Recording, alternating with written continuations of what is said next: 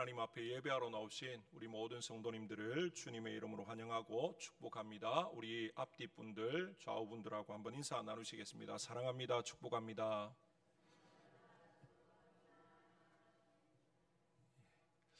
점점 날씨가 무더워지고 있습니다. 우리 성도님들 모두 주 안에서 강건하시고 또 무더위 가운데 지치지 않고 주어진 모든 생업을 또 주신 사명을 넉넉히 잘 감당해 가시는 그런 복된 삶이 되시기를 다시 한번 더 주님의 이름으로 축복합니다.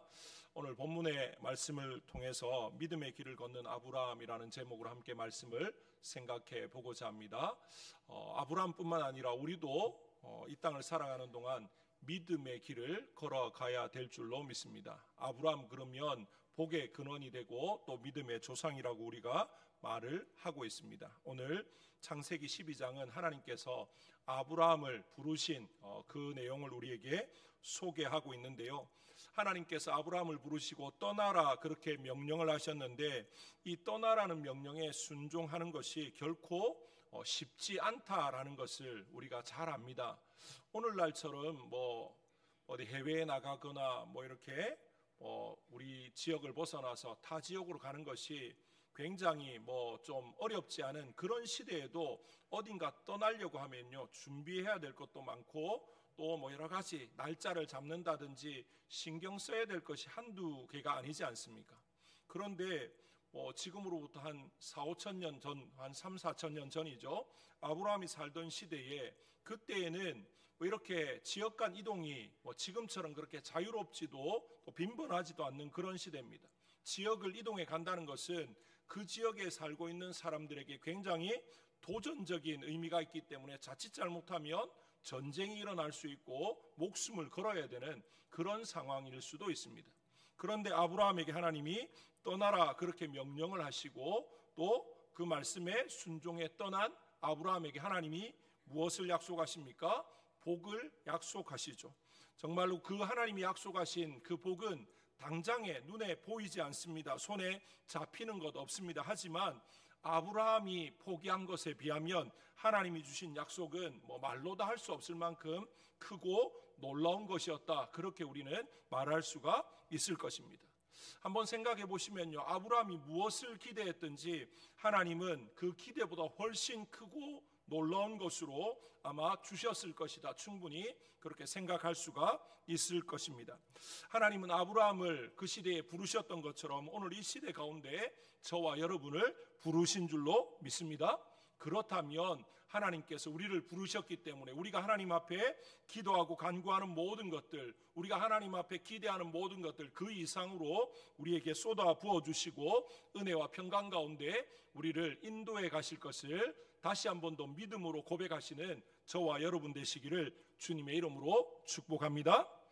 정말 우리의 손에 당장 뭔가 잡혀지지 않고 눈에 보여지지 않는다 할지라도 하나님은 결국 하나님이 약속하신 바를 우리의 삶을 통해서 우리 자녀 손들과 우리의 모든 가문과 생애를 통해서 분명히 이루시는 분이다라는 것을 다시 한 번 더 마음에 새길 수 있기를 원합니다. 먼저 오늘 본문에서 아브라함에게 주신 그 하나님의 약속들을 구체적으로 한번 살펴보고자 합니다. 첫 번째 약속이 무엇입니까? 내가 너로 큰 민족을 이루게 하겠다. 그게 하나님이 주신 첫 번째 약속입니다. 얼마나 놀랍고 위대한 약속인지 모릅니다. 지금 아브라함은 어떤 상태입니까? 아이가 하나도 없는 그런 상태입니다. 아내 사례는 임신할 수 없는 그런 상황이고, 그런데 그런 아브라함의 가정에 하나님이 무엇을 약속하십니까? 큰 민족을 이루게 하겠다. 그것을 약속하고 있습니다. 그냥 쉽게 생각해서 자녀를 여러 명 주어서 다복한 가정이 되게 하시겠다. 그것만 해도 정말 놀라운 그런 복일 수도 있는데, 또는 좀 더 나아가서 큰 족속 정도, 그때는 부족 사회였으니까 좀 그렇게 큰 어떤 부족을 이루게 하겠다, 그렇게만 해도 엄청난 것인데 하나님이 뭘 말씀하십니까? 여기서 큰 민족, 이 말은 나라를 의미하는 것입니다. 어마어마한 그런 수의 사람을 하나님이 말씀하시는 거죠. 이것은 무엇이냐? 하나님께서 아브라함을 통해서 이루어 가실 하나님의 위대한 계획을 지금 드러내고 있는 것이다. 그렇게 말할 수가 있죠. 이게 아브라함을 향한 하나님의 첫 번째 약속입니다. 두 번째 약속은 내게 복을 주겠다라는 하나님의 약속입니다. 이것 또한 너무나 대단한 말씀입니다. 이 확신을 가지게 되면 하나님이 나에게 복 주신다, 복은 하나님이 주시는 것이다 라는 그 확신을 가지고 살아가게 되면 우리의 삶이 완전히 바뀌어진다라는 것입니다. 한번 생각해 보십시오. 세상을 살아가는 사람 중에 복을 싫어하는 사람이 있습니까? 복을 준다 그러는데 나는 복이 너무 많아서 싫습니다, 그러는 사람 아무도 없습니다. 지금 차고 넘쳐도요, 복 준다 그러면 마다하지 않습니다. 중국 사람들은 복을 얼마나 좋아했던지 한자로 복복자를 그 대문에 거꾸로 붙여 놓는다고 하지 않습니까? 왜 그렇습니까? 복이 그 집에 쏟아 부어지라고. 그런 의미로 이 복이라고 하는 한자를 거꾸로 붙여 놓는다, 그런 이야기도 들은 적이 있습니다. 정말 세상 모든 사람들이 복을 원하고 복을 받는 길이라면 마다하지 않고 열심을 내는 것이 사람들의 모습입니다. 그런데 세상은요, 우리에게 복을 약속하지 않습니다.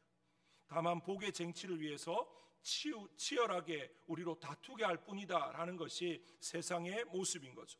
복을 원하고 추구하지만 얻게 될 것이라는 그런 장담도 못하면서 이 땅을 살아가면서 막연히 두렵고 또 힘들어하는 그런 마음으로 살아가는 것이 우리의 현 주소다, 그렇게 말을 해도 틀리지 않을 것입니다. 오히려 어떻습니까? 복을 갈망하고 복을 추구하지만 우리의 마음에 자꾸만 자리 잡는 것은 혹시나 잘못되면 어떡할까? 혹시나 실패하고 넘어져서 다시 일어날 수 없으면 어떡하나? 그런 두려움들, 그런 답답함들, 그런 걱정들이 우리를 더 짓누르고 있는 것이 우리의 모습이지 않습니까? 복을 추구하지만 오히려 미래에 대한 불확실함 때문에 염려하고 걱정하고 두려움 속에 살아가는 것이 연약한 우리의 모습이다라고 말할 수 있을 것입니다. 그런데 그런 인생을 향해서 오늘 하나님이, 이 아브라함도 다르지 않았지 않습니까? 우상 숭배하면서 그 아버지 데라와 함께 우상을 만들어 팔던 그런 사람이었습니다. 그냥 당시의 세상 사람들과 크게 다를 바 없이 살아가던 아브라함을 찾아오셔서 큰 민족을 이루게 하겠다 하시고 하신 말씀이 내가 내게 복을 주겠다라고 말씀을 하고 있습니다. 이 말은 무슨 말이냐면요, 복은 사람이 인생이 추구해서 얻어지는 게 아니라 복을 가지고 있는 하나님이 주셔야만 되는 것이다. 그러니까 복 받으려고 안달복달할 것이 아니라 복을 추구하면서 그걸 쟁취하기 위해서 인생이 뭔가 노력해야 될 것이 아니라 그 하나님의 말씀을 믿고 걱정하지 말고 하나님을 붙들라는 것입니다. 하나님을 믿으라는 것입니다. 그렇게 믿고 따라가면 하나님이 어떻게 하신다는 겁니까? 복을 주신다라는 것입니다. 정말 하나님의 이 약속 앞에 저와 여러분 또한 복 주시는 분은 하나님, 내가 복을 추구하고 복을 원한다고 해서 받는 게 아니라 하나님이 주신 걸 믿고 하나님이 나에게 복인 것을 믿고 의지하고 나아가면 우리도 이 땅 가운데 하나님 주시는 복을 받아 누릴 수 있다는 사실을 다시 한 번 더 믿음으로 고백하시기를 바랍니다. 정말로 이 복은 사람이 추구해서 뭔가가 이렇게 조건이 되어서 주는 게 아니고요, 하나님이 거저 주시는 겁니다. 왜 그렇습니까? 하나님이 복의 근원이지 않습니까? 하나님은 복을 무한히 주실 수 있는 그런 분이 우리 하나님이십니다. 창세기 26장에 보시면요, 이삭의 이야기가 나옵니다. 이삭이 이제 이 말씀해 보시면 블레셋 지역에 내려가서 이제 가뭄을 피해서 내려가 살게 되어지는데, 그때 이 블레셋의 왕이었던 아비멜렉이, 그리고 이 블레셋 사람들이 이삭을 굉장히 따돌리고 또 쫓아내고 힘들게 하는 그런 내용이 나옵니다. 그 흉년 가운데도 하나님이 이삭이 농사 지었을 때 어떤 복을 주셨습니까? 100배의 수확, 100배의 복을 주셨습니다. 그 일 이후에 정확한 이유를 말하고 있지는 않지만 이삭이 우물을 파면 이 블레셋 사람들이 와서 그 우물을 빼앗아 버리고, 이제 이삭은 싸우지 않으려고 이제 그 블레셋 사람들의 그 모든 이제 조롱과 또 위협과 모든 것들을 피해서 자꾸만 이렇게 다닙니다. 이제 그렇게 막 다니는데 26장 이제 하반부에 보면요, 이 아비멜렉이 이제 블레셋의 왕이죠. 아비멜렉이 자기 친구와 또 군대 장관 비골과 함께 와서 이삭에게 조약을 맺자 이야기합니다. 지금 동맹을 맺자 그렇게 말을 합니다. 조금 전까지만 해도, 얼마 전까지만 해도 이삭을 시기 질투하면서 이삭을 몰아내고 쫓아내고 힘들게 만들었던 그들인데, 이제는 그 블레셋의 왕과 군대 장관과 여러 사람이 와서 자진해서 뭐라고 이야기하냐면요, 우리와 동맹을 맺자라고 이야기합니다. 창세기 26장 28절 29절에 보시면 이렇게 말합니다. 그들이 이르되 여호와께서 너와 함께 계심을 우리가 분명히 보았으므로 우리의 사이 곧 우리와 너 사이에 맹세하여 너와 계약을 맺으리라 말하였노라. 너는 우리를 해하지 말라. 이는 우리가 너를 범하지 아니하고 선한 일만 내게 행하여 내가 평안히 가게 하였음이니라. 이제 너는 여호와께 복을 받은 자니라. 지금 여기에서 아비멜렉이 이삭이 하나님께 복을 받은 사람이다, 그렇게 지금 인정을 하고 있습니다. 이삭이 복을 추구해서 복을 받은 게 아니라 하나님께서 아브라함에게 약속하셨던 내가 너에게 복을 주겠다라고 했던 게 아브라함뿐만 아니라 그 아들 이삭에게까지 그대로 이어져서 하나님이 복 주시니까 세상 사람들이 볼 때에도 어떻게 보여집니까? 하나님이 너와 함께하고 있고 너는 하나님께 복 받은 사람이다, 그렇게 지금 인정을 하는 것이죠. 우리도 똑같은 줄을 믿으시기 바랍니다. 우리가 복을 추구해서 하나님 앞에 복 달라고 간절히 메어 달려서 하나님이 어쩔 수 없이 주시는 것이 아니고요, 하나님이 우리에게 복 주시기 위해서 우리를 선택하셨고 복 주시겠다고 약속하신 것을 믿으시기를 바랍니다. 그래서 우리는 그 하나님의 복을 믿고 바라고, 그래서 그 복을 누리면서 기쁨으로 감사함으로 살아가면 되는 것입니다. 그럴 때 우리의 인생은 세상 사람들과 완전히 달라지는 거죠. 세상 사람들은 뭘 찾아다닙니까? 어디 가면 내가 복을 더 받을 수 있는가? 복을 추구하면서 복을 따라가려고 애를 씁니다. 그런데 복은 내가 따라간다고, 내가 추구한다고 되는 게 아니라 누가 주셔야 됩니까?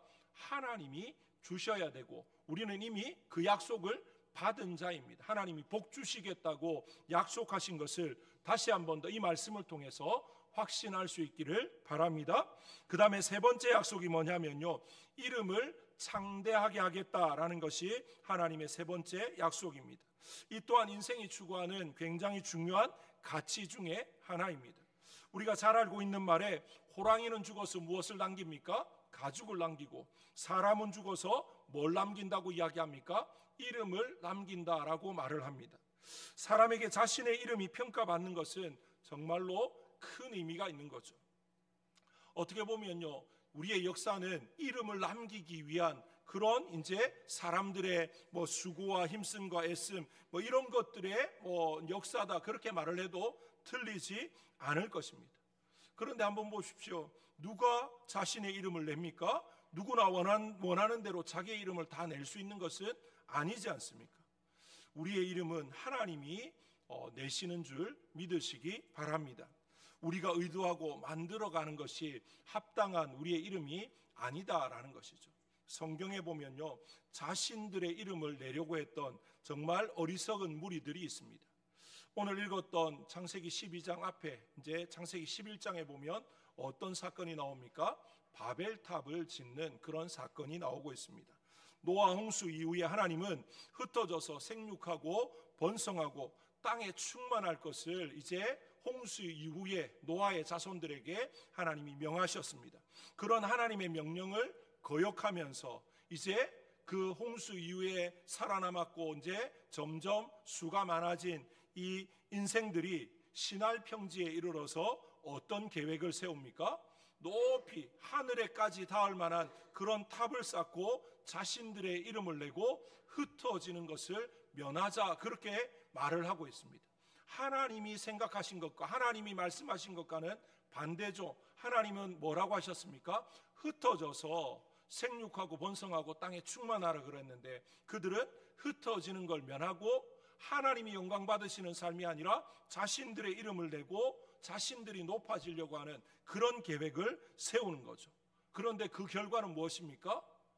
그들의 이름은 우리에게 영광스러운 이름으로, 바벨탑을 쌓으려고 했던 인류의 조상들 참 위대하다, 대단하다, 그렇게 기억되는 것이 아니라 오고 오는 세대 가운데 그 바벨탑을 쌓으려고 했던 그 인생들은 어리석은 인생, 정말로 그들이 그렇게 무모한 짓만 안 했어도 우리는 뭐라고 생각합니까? 하나님이 언어를 혼잡하게 하지 않았을 것이고, 그러면 우리가 살아가는 이 세상이 이만큼 힘들지 않았을 것인데, 두고두고 원망하고 그들을 정말 좋지 않게 생각하는 그런 이름이 되어지고 말았다라는 거죠.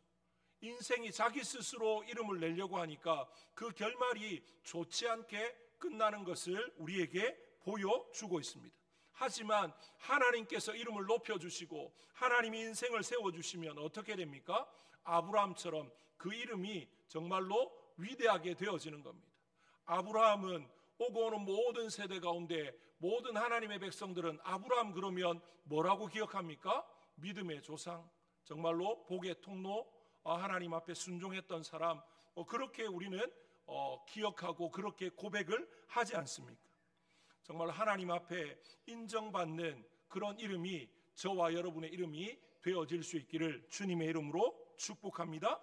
우리를 인정하시고 우리의 이름을 창대하게 하시는 분은 세상의 누구도 또는 나의 노력도 그 어떤 것도 아니라 하나님이신 것을 제대로 바라보고 인정하고, 그래서 아브라함처럼 하나님께 순종하고 믿음의 길을 걸어가시는 저와 여러분 되시기를 다시 한 번 더 주님의 이름으로 축복합니다.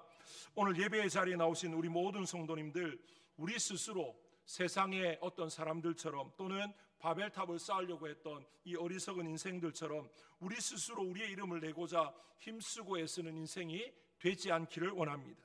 하나님이 만들어 가실 이름, 또 하나님께 인정받을, 하나님 나라에서 인정받을 그런 이름을 소망하면서 끝까지 하나님의 말씀을 붙쫓아가는 아름답고 복된 삶으로 세워지시기를 바랍니다. 이렇게 세 가지 약속을 주신 후에 하나님께서 이제 그 결과로 이제 복이 될 것을 말씀을 하십니다. 그러면서 3절에 복의 근원으로서의 사명을 이제 드디어 감당하게 되어지는데, 복이 될 것을 말씀하신 후에 또 세 가지 또 말씀을 하시는데, 첫 번째가 뭡니까? 너를 축복하는 자에게 내가 복을 내리겠다. 하나님께서 그렇게 말씀을 하십니다. 누군가 아브라함을 축복하면 하나님께서 적극적으로 그 사람에게 복을 쏟아 부어 주겠다라는 것입니다.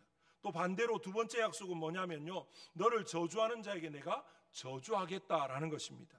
여기서 저주하다라는 이 말은 이제 원문상의 의미가 저주라는 말도 있지만 하찮게 여기거나 무시하는 것도 포함되어집니다.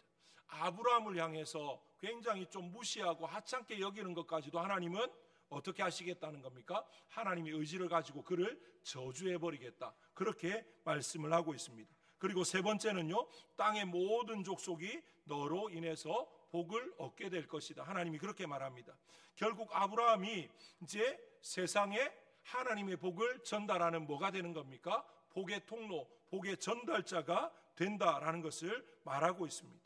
그런데 이 말씀은 수천 년 전에 믿음의 조상으로 세워진 아브라함에게만 주어진 것이 아니라 하나님의 자녀로 이 시대 가운데 부름받은 우리에게도 동일하게 주어진 역할인 것을 기억하시길 바랍니다. 하나님은 지금도 우리 때문에 세상을 지켜보시는 겁니다. 세상에 복을 주실 때에도 우리 때문에 복을 주시는 거고요, 어떻게 보면 반대로 우리가 하나님 앞에 바로 서지 못하면 우리 때문에 세상이 하나님의 심판을 받게 되어지는 거죠. 잘 아시는 것처럼 소돔과 고모라가 왜 불로 심판을 받았습니까? 그 땅이 죄가 관영해서 정말로 성적으로 문란하고 음란하고 타락하고 정말 입에 담을 수 없을 그런 죄들이 많아서 맞습니다. 그런데 성경은 거기에도 초점을 맞추지만 더 중요하게 초점 맞추는 게 그 소돔과 고모라에 하나님이 찾으시는 의인 10명이 없어서 망하게 되었다라는 것에 더 무게를 싣고 있습니다. 하나님의 백성은 세상 가운데 하나님의 복을 전하는 통로도 되어지지만 반대로 하나님의 백성들이 제대로 살지 못하면 오히려 하나님의 진노와 심판을 받게 하는 그런 원인이 되어질 수도 있다라는 거죠.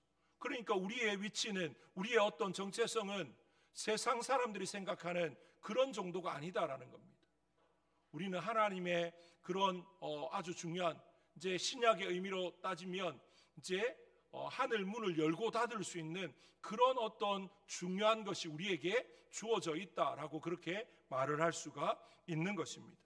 정말로 우리가 그런 사람이다라는 것, 그런 위치라는 걸 제대로 알면 세상 가운데 우리가 당당할 수 있는 거죠. 세상이 잘 되어질 때 우리가 어떻게 생각할 수 있습니까? 세상이 이렇게 복을 누리고 또 평화로운 것은 하나님의 백성인 우리가 하나님 앞에 바로 서서 하나님이 우리 때문에 복 주신 거야, 그렇게 생각하면 되는 것입니다.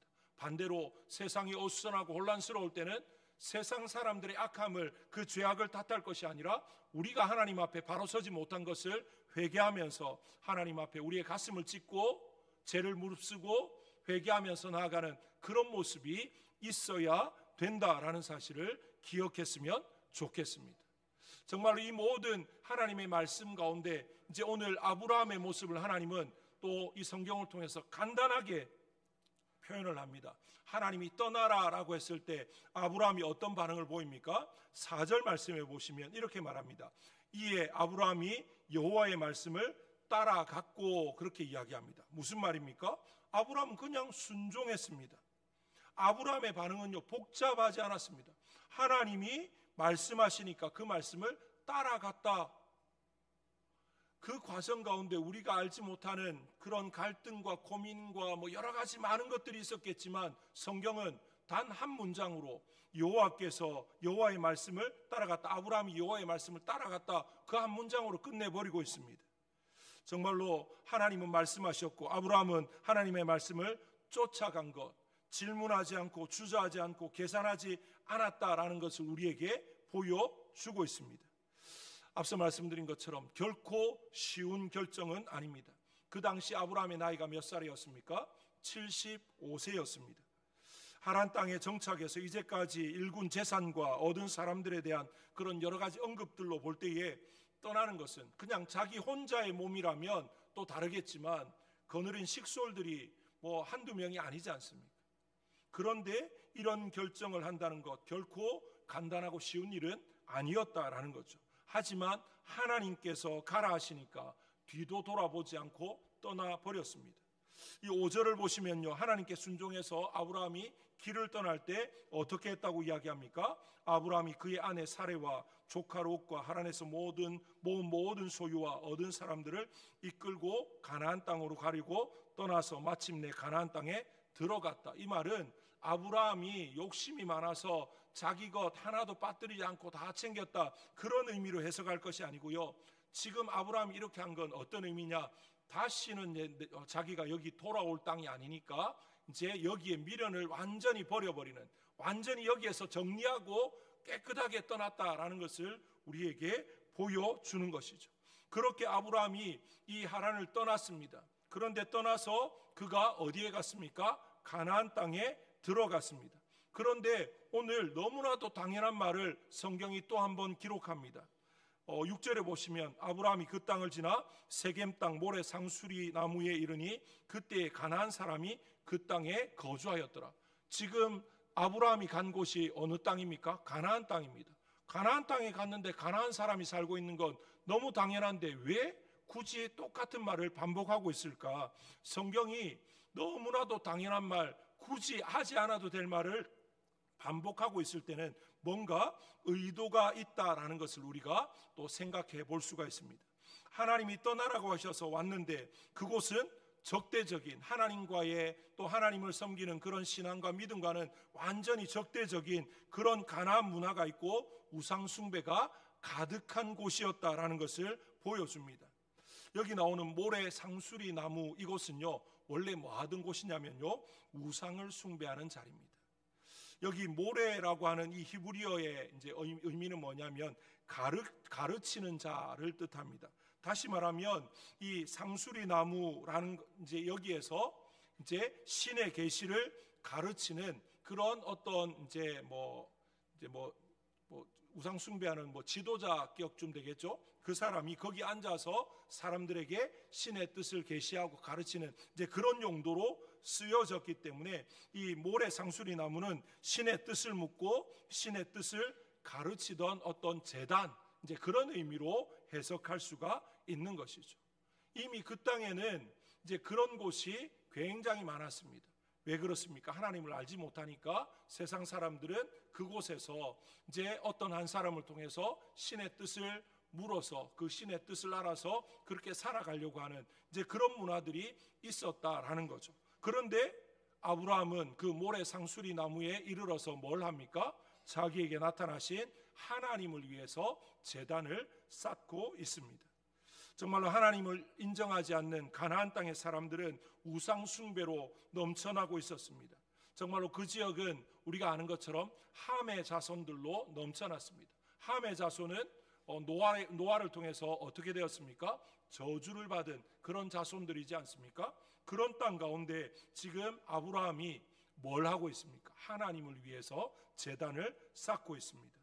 정말 거짓 신에게 묻고 거짓 신의 뜻을 찾아가는 그들 앞에 참신이시고 참된 왕이신 하나님을 위해서 제단을 쌓고 그 하나님의 뜻을 쫓아가겠노라, 지금 결단의 모습을 보여주고 있는 아브라함입니다. 이 모습이 무엇입니까? 불신앙의 세상, 정말로 하나님을 알지 못하는 세상 가운데 믿음의 길을 걸어가는 아브라함을 보여주는 아주 중요한 부분이다, 그렇게 말을 할 수가 있을 것입니다.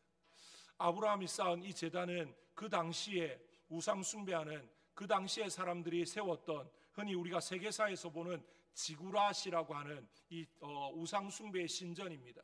굉장히 어떻게 보면 규모나 이 모든 것들이 아브라함이 지은 것에 비하면 엄청나고, 반대로 아브라함이 쌓은 제단은 한 개인이 쌓은 것이니까 아마 그런 지구라스에 비하면 볼품없고 굉장히 초라해 보였을 수 있습니다. 하지만 하나님을 위해서 아브라함은 결단을 하고 그 우상 숭배의 그런 문화, 그런 현장 가운데서 거기에 동화되지 않고 그 모든 것들을 뒤로하고 하나님을 위한 제단을 쌓았다라는 사실에 우리의 마음을 좀 집중했으면 좋겠습니다. 그런데 아브라함의 이 모습은 단지 여기에서만 나타나지 않습니다. 8절에 보면 거기서 베델 동쪽 산으로 옮겨 장막을 치니 서쪽은 베델이요 동쪽은 아이라, 그가 그곳에서 여호와께 제단을 쌓고 여호와의 이름을 부르더니, 그럽니다. 옮겨가는 곳에서 또 뭘 합니까? 제단을 쌓았습니다. 세상 사람들은요, 좀 자기들이 사는 그 지역에서 뭔가 좀 괜찮아 보이면, 우리나라도 그렇지 않습니까? 산에 올라가다가 좀 특이하게 생긴 나무, 아니면 오래된 나무 보면 거기에 사람들이 뭘 합니까? 천을 묶어 놓고 돌을 쌓고 이렇게 해서 자기들 나름대로 뭔가 이제 의식을 하기 위해서 이제 제단을 쌓는 그런 걸 보지 않습니까? 아마 고대 사회도 지금 우리나라의 어떤 토속적인, 무속적인 그런 성향과 크게 다르지 않았을 것이라 추측해 볼 수 있습니다. 그런 시대 상황 가운데 아브라함은 가는 곳마다 뭐 합니까? 하나님을 위한 제단을 쌓습니다. 여기서 제단을 쌓았다 이 말은 다른 말로 하면 하나님 앞에 예배했다는 거죠. 그런데 아브라함은 예배할 때 자신의 삶과 동떨어진 곳에서 예배한 것이 아니라 어디에서 예배했습니까? 자기가 가서 지금 머무는 그곳에서 하나님을 예배했다는 거죠. 다시 말하면 자신의 삶과 예배가 분리되어지지 않았다라는 것을 보여줍니다. 믿음의 길을 걷는다는 것이 무엇입니까? 우리가 가는 그곳을 예배의 자리로 만드는 것입니다. 우리가 가는 모든 곳에서 우리가 뭐가 되는 겁니까? 예배자가 되는 것을 말합니다. 교회 오면 예배자가 되고, 교회 오면 예배하는데 가정에 가면, 일터에 가면, 직장에 가면, 우리의 생업의 현장에 가면 예배자가 아니고 그냥 그곳이 예배의 처소가 아니고 그냥 일상의 삶이 되어진다, 진정한 믿음의 길을 걷는 모습이다 말할 수가 없는 것이죠. 우리가 가는 모든 곳이 예배의 처소가 되어질 수 있기를 주님의 이름으로 축복합니다. 우리가 어디에 있든지 하나님을 예배하는 자로 세워질 수 있기를 다시 한 번 더 주님의 이름으로 축복합니다. 그렇게 될 때 우리는 하나님이 기뻐하시는, 오늘 아브라함이 믿음의 길을 걸어갔다라고 우리가 인정하고 하나님이 그렇게 인정하시는 것처럼 우리의 삶도 믿음의 길을 걷는 삶이 되어지고 하나님 앞에 믿음의 길을 걸었다고 인정받게 되어질 줄로 믿습니다. 우리 시대가 악합니다. 또 이 시대가 너무나 어수선하고 복잡하고 혼란스러운 그런 시대를 살아갑니다. 아브라함이 살았던 시대와 결코 다르지 않습니다. 우상 숭배로 정말로 하나님을 섬기는 모든 것에 적대적이고 불편한 그런 상황이었지만 아브라함은 거기에 아랑곳하지 않았습니다. 하나님을 바라보았습니다. 자기에게 나타나셔서 자기를 부르시고 약속하신 그 하나님만 바라보고 생각하고 또 나아갔습니다. 그래서 가는 모든 곳에 제단을 쌓고 하나님의 이름을 부르면서 예배했던 그 모습, 아브라함만의 모습이 아니라 우리의 모습이 되어질 수 있기를 주님의 이름으로 축복합니다. 우리가 주일마다 교회에 모여서 조눌교회로 우리가 공동체로 예배하지만 흩어지면 우리의 삶의 자리가 또 하나의 조눌교회가 되어질 수 있기를 주님의 이름으로 축복합니다.